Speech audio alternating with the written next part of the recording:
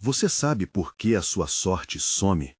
Por que, apesar de orações, esforços e planos bem feitos, algo parece tirar de você aquilo que parecia certo? Hoje eu quero falar sobre o pecado que rouba a sua sorte e revelar o segredo escondido na figura da mulher de Ló. Não é sensacionalismo, é um aviso sério, com compaixão, direto às escolhas que moldam o nosso destino. Imagine uma cidade que brilha ao sol.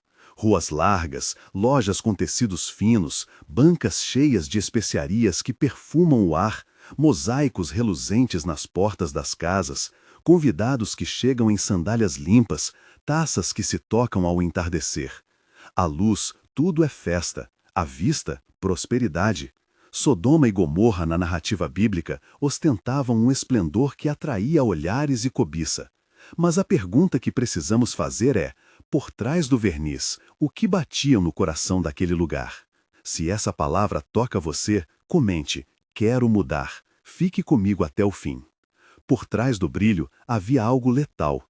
Os mercados fervilhavam, não apenas de bens, mas de ambições que esmagavam o fraco. O comércio que deveria sustentar vidas, em muitos casos, explorava-as. Medidas viciadas, salários injustos, interesse próprio revestido de legalidade. À noite, os banquetes iam além da celebração, tornaram-se rituais de consumo cujo preço era a consciência humana. Nos becos, vozes pediam ajuda e eram ignoradas como ruído. Nos palácios, a fartura se tornou desculpa para desprezar o necessitado. E é aí que nasce o pecado que rouba a sorte. Não apenas o prazer, nem apenas a riqueza, mas a aliança entre apego ao que lustra e o desprezo por quem falta. Ezequiel, séculos mais tarde, aponta para essa raiz. Em Ezequiel 16:49 ele denuncia: a iniquidade de Sodoma foi soberba, fartura de pão e desprezo dos pobres e necessitados. Não foi apenas a imoralidade sexual que cegou a cidade. Foi o enrijecimento do coração diante do outro. Esse desprezo, essa indiferença, que se torna lei de vida, corrói o que protege. É o tipo de pecado que não chama a atenção a princípio, é discreto, socializado, até celebrado como sucesso. Mas ele rouba um elemento fundamental, a sorte, entendido aqui como favor, proteção e futuro. Pense no apego. Apegar-se ao prazer, ao conforto, às posses. Apegar-se ao passado que já nos formou e às identidades fáceis que nos garantem status. Apego é olhar para trás com saudade de algo que agora nos prende. E a mulher de Ló encarna de forma brevíssima e poderosa esse dilema. Quando os anjos vieram avisar, quando a cidade foi condenada, quando a ordem veio, fujam e não olhem para trás, Gênesis 19, a família saiu. Mas a esposa de Ló olhou. Não há no texto um longo discurso explicando seus motivos. Há um gesto e uma consequência. Ela se tornou uma estátua de sal. Este é o símbolo que precisamos desvendar. O que significou aquele olhar? Historicamente, foi um momento de desobediência que selou um destino. Tipologicamente, se permitimos a aplicação, podemos dizer: o olhar que não se desapega do mundo corrupto é o sinal de onde está nosso coração. A cidade morria. A ordem de não olhar era preservação para o futuro. Enquanto o marido e as filhas avançavam para a vida, a mulher permaneceu presa por um afeto que não soube renunciar. Foi um pequeno movimento, um olhar, com uma grande consequência. O segredo, então, não é um mistério escondido nas areias. Está no modo como o apego dirige a vontade. Mas não nos enganemos, não quero transformar a figura bíblica em caricatura. A Escritura não explica suas motivações íntimas, e nós não podemos preencher esse vazio com julgamentos fáceis. Podemos, no entanto, reconhecer nela uma advertência. Aquilo que prende nossos olhos e deseja manter conosco, mesmo quando nos é dito que é hora de partir, pode nos roubar a proteção e o futuro. Voltemos à cena da cidade para entender melhor o funcionamento desse pecado. De dia, as ruas eram tomadas por vozes de comerciantes anunciando tecidos e grãos. O cheiro de óleo e incenso misturava-se ao aroma do pão recém-assado. Havia um senso de segurança, muros, portões, pacto entre os poderosos. Caixas mais pesadas para o pobre, conversas cerradas sobre maneiras de driblar exigências, a normalização da vantagem pessoal. À noite, tochas iluminavam praças onde festas transformavam o excesso em identidade, e a música encobria qualquer protesto moral. Quem nasceu dentro do sistema aprendeu a justificar a dureza de coração. Assim sempre foi, é o preço do sucesso. E quando a indiferença se naturaliza, a cidade inteira respira como uma só garganta que não ouve o clamor dos impotentes. Aí mora o roubo. Jogador de sorte não é apenas quem aposta e perde. É quem coloca sua vida nas mãos de conveniências morais e de prazeres que exigem sacrifícios alheios. A sorte que se perde é o favor, aquele cuidado providencial, aquela noite protegida, aquela nova porta que se abre. Quando uma comunidade e, por extensão, uma pessoa se educa para fechar o coração ao frágil, ela perde algo mais profundo, a capacidade de ser suprida pela graça, de se beneficiar do cuidado que não se compra. Existem no texto bíblico camadas de responsabilidade. Deus julga a cidade pela sua corrupção pública. Deus também salva o justo dentro dela. Ló é descrito como um homem justo em meio ao povo corrupto. Gênesis 19:19. Isso nos ensina que justiça pessoal não garante imunidade automática contra todas as consequências, mas também que a graça pode encontrar aquele que busca retidão. A mulher de Ló recebe um destino que é, em parte, resultado de sua escolha no momento crítico. Isso nos leva à pergunta direta: onde está o seu olhar hoje? Agora, pense na sua vida. Quais são as coisas que você não consegue abandonar, mesmo sabendo que elas te puxam para baixo? Pode não ser um vício visível, pode ser uma imagem, uma relação, uma prática de negócios que nega justiça, um hábito de conforto que fecha sua sensibilidade ao próximo. Muitas vezes, a nossa resistência para mudar vem disfarçada de preservação. Não posso largar isso agora, preciso disso para sobreviver. Só que há uma linha tênue entre prudência legítima e apego que escraviza. Vejo isso em várias esferas contemporâneas. No ambiente corporativo, práticas que exploram mão de obra barata são justificadas pela eficiência.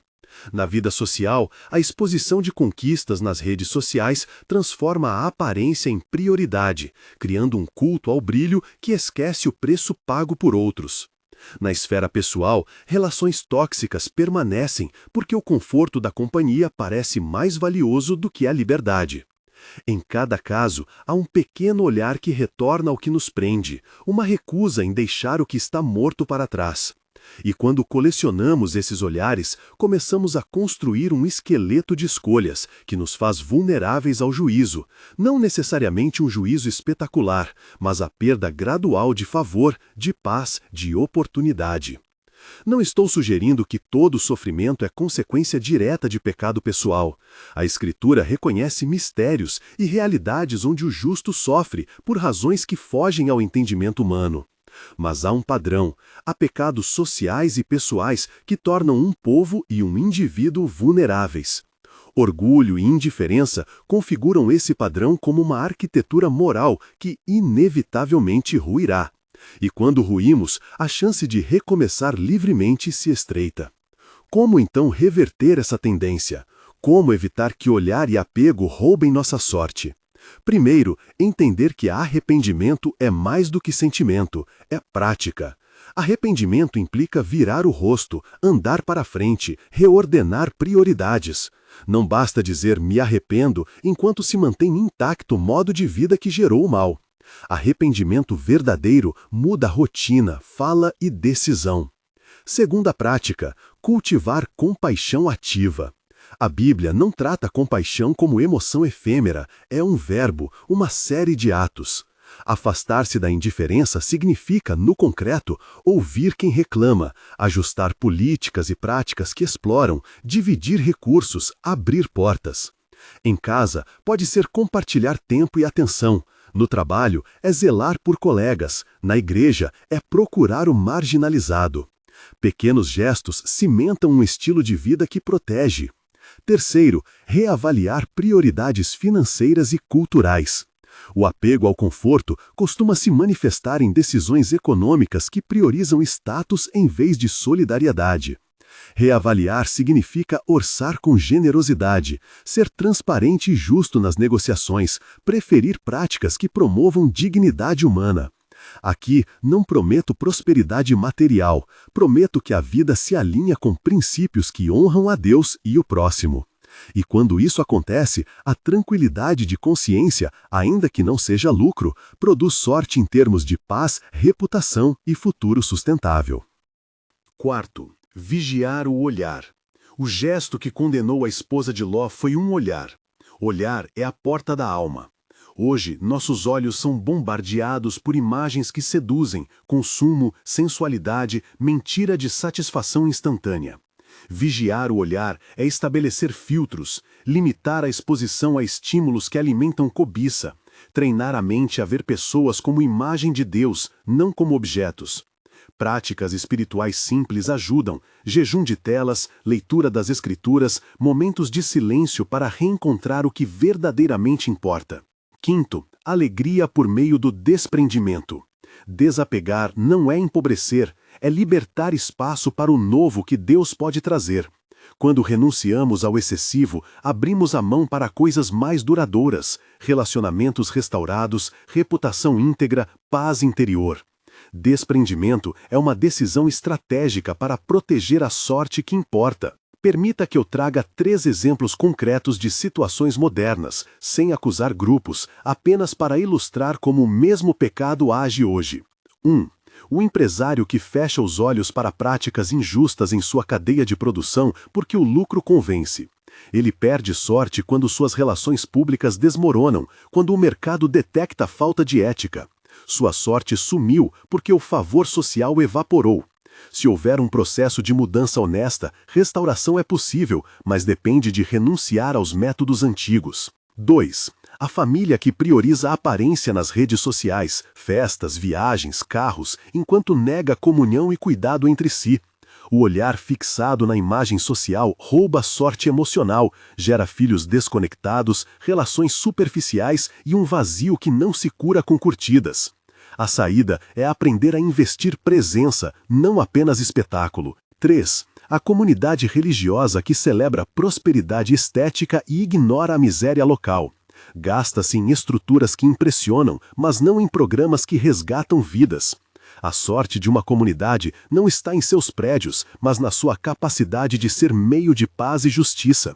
Quando se inverte essa ordem, perde-se o favor público e a bênção de impacto real. Esses exemplos mostram como o pecado que rouba a sorte não é apenas uma falha moral isolada, é um padrão que se infiltra em estruturas, e por isso precisamos de mudança sistêmica e pessoal ao mesmo tempo.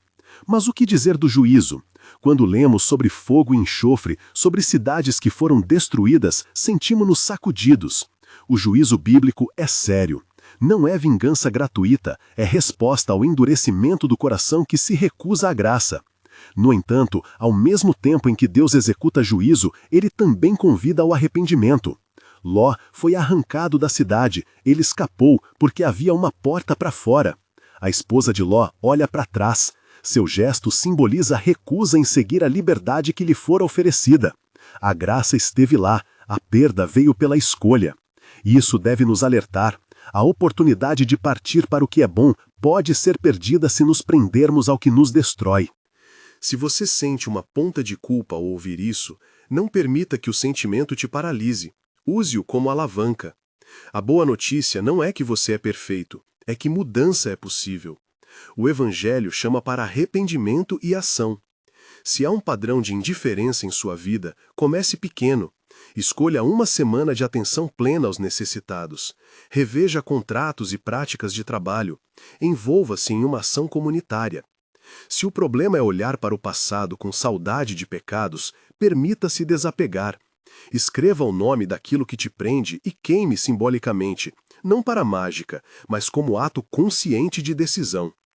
E quanto à família? Converse. Se você pertence a um lar onde o conforto se sobrepõe ao amor, abra o diálogo.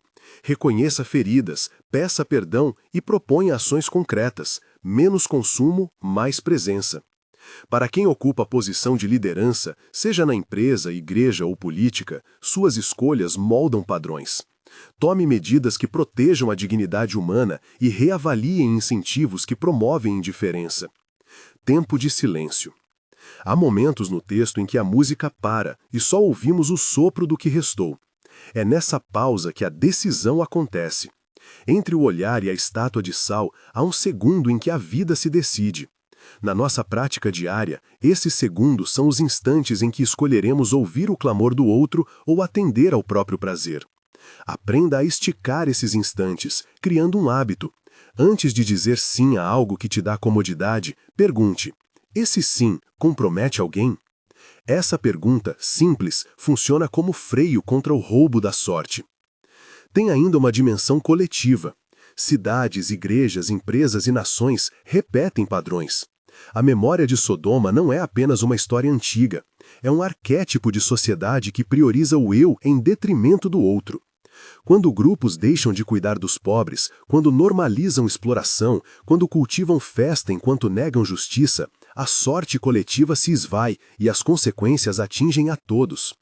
A restauração, então, também exige construção de políticas de cuidado, programas de assistência, legislação justa, prática empresarial responsável. Cada um de nós pode contribuir. A sorte de uma comunidade depende da compaixão ativa de seus membros. Agora, uma palavra sobre culpa e graça. Não podemos transformar cada falha em um peso esmagador. A graça é real. Ló foi socorrido. Deus abre portas mesmo em meio ao juízo. Mas a graça não anula a necessidade de escolha. Quando a oportunidade de mudança aparece, devemos aceitá-la com atos concretos. E isso, muitas vezes, exige renúncia. Renúncia é dolorosa, mas é caminho de liberdade. Se você está ouvindo e pensa, não sei por onde começar, proponho 3 passos práticos para hoje mesmo. 1. Examine o seu olhar. Identifique algo a que você é apegado e que feriu alguém ou fechou seus sentidos ao outro. Pode ser uma relação, um hábito de consumo ou uma prática profissional. Anote e comprometa-se a um primeiro gesto de desapego. 2. Faça um ato de compaixão concreto nesta semana. Visite um abrigo, voluntarie horas, doe algo que você consumiria. Não é gesto de autopromoção, é exercício de coração. 3. Reavalie uma política ou prática no seu local de influência que possa estar causando dano. Proponha uma reunião, peça auditoria social, ofereça alternativas. Pequenas mudanças institucionais ajudam a restaurar sorte coletiva. Ao tomar essas atitudes, você não está contratando prosperidade como produto, está alinhando sua vida com princípios que protegem o futuro. A sorte que Deus dá não é sempre o que esperamos, mas é a proteção, o favor e a chance de recomeçar quando seguimos justiça e compaixão. Voltando à mulher de Ló, seu segredo não era simplesmente curiosidade, era amor pelo que a mantinha cativa. Se olharmos para nossa história pessoal, encontraremos muitos olhos que voltaram para o que nos prende. Nostalgia do pecado, apego ao conforto, orgulho que não admite perda de prestígio.